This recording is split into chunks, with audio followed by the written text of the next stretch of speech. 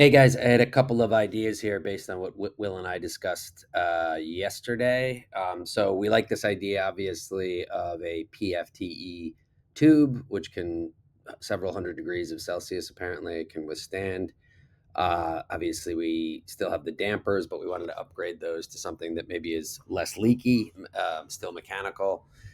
We have our inline fan that I don't think we have any reason to change, and then we have our sensors. So those are all the equipment, but the key thing, obviously, we want to figure out right now is this heating system. We've talked about a whole bunch of different options. And so I wanted to run through some of the ones that Will and I discussed and that we also discussed yesterday on the call. One question I had is I wonder if we could possibly reverse the order of the fan and the damper for reasons that I'll explain in a second, where we put the fan on the inside and that's what connects to the tube, and then the dampers on the other side of the fan. So for convection heating options, I found a couple of products that now that we're going to like a tube approach might be really quite good for it. These are some sort of off the shelf things here used in HVAC. You can see that they're circular. They have a coil there. They allow for airflow. The one on the right, it says it's designed for airflow. There's obviously a lot more stuff in there in terms of the heating coils, but you can see that we have options for that. So in a situation like this, we would have basically we would take one of those heating duct heating coil things for convection and just attach it directly to the tube, which has the monolith inside.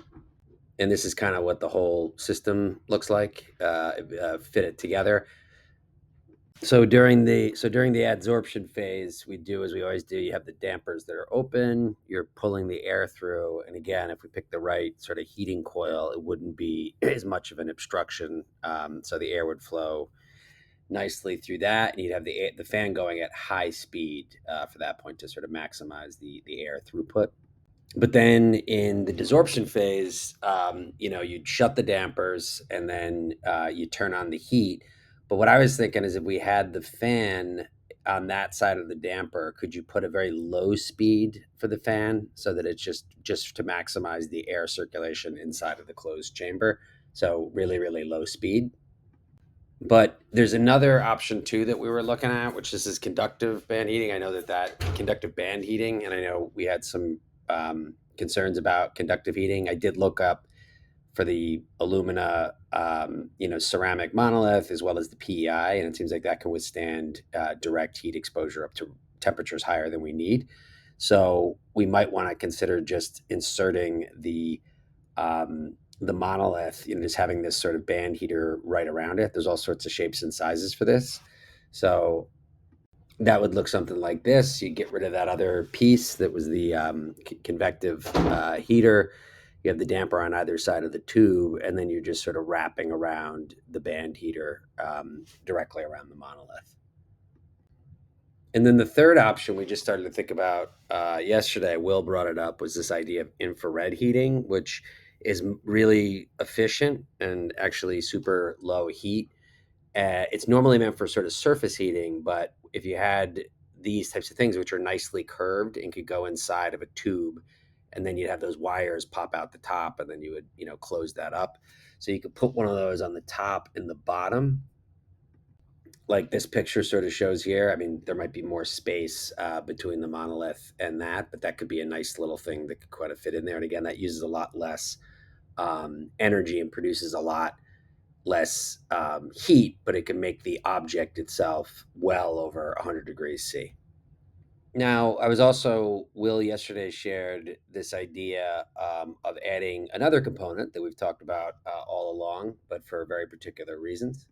And that is a very small, simple vacuum pump. And the reason why he thought we should do that is for the reasons that we thought before.